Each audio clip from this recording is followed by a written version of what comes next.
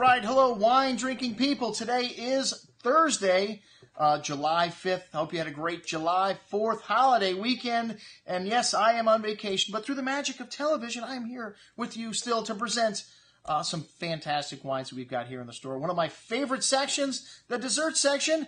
You wouldn't know it because I usually don't eat desserts when I'm doing wine dinners, but that's because I drank so much wine. You know, I save those sugar calories for my wine, and I'd much rather drink desserts than eat it. And Sauternes, one of my favorite dessert wines. This is a dessert wine from the Sauternes and Barsac region of Bordeaux. And these great sweet wines, well, they've been highly sought after for quite some time. Today, maybe considered the dinosaurs of Bordeaux because, well, they're not nearly, I think, as highly praised as they should be. They're some of the longest-lived wines, some of the most complex wines. As a matter of fact, I just presented the 88 Clements at a dinner with some restaurateurs, and we had some other great wines on the table, and everyone just was blown away by this 88 Clements. They couldn't believe how good this wine was, how fresh it was, how well-balanced it was, and for such an old wine, how vibrant, how fruity it was. And that's one of the great things about Sauternes. The sugar really helps to preserve the wines. You can keep them almost indefinitely. These two bottles, 1962 vintage,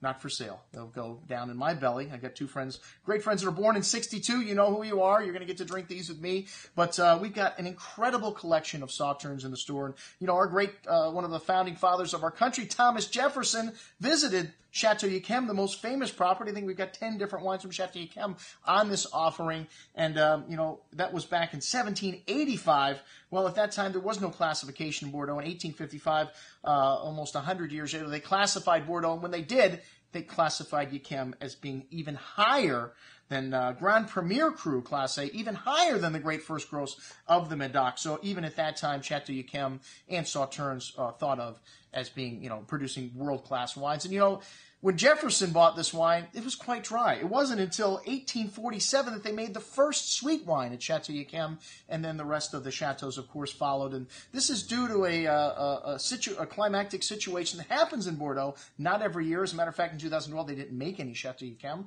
So in certain years, they don't have this misty kind of moist morning situations, and then you need a hot afternoon. So what they want is mold, this Botrytis cinerea that forms on the berries, causes them to shrivel up, and what it does is the water is what comes out of the berries. So it takes 4 times as much grapes to make a bottle of Sauternes than it does a regular bottle of wine. So they say if it takes 1 vine to make 1 bottle of regular wine, it takes 1 vine to make 1 glass of Sauternes. So these wines, incredibly expensive to make. Like I said, the right conditions do not happen every year. This mold, well, if you don't get mold, you can make this kind of dessert wine from just shriveled berries, and you don't notice that honey character that you get from that botrytis, which happens in other parts of the wine world. In 1992 in Burgundy, you got a really honey character to those wines. That was due to the botrytis in the vineyards, and you do see it in other parts of the world. But in Sauternes is where it originated, this style of wine, where they make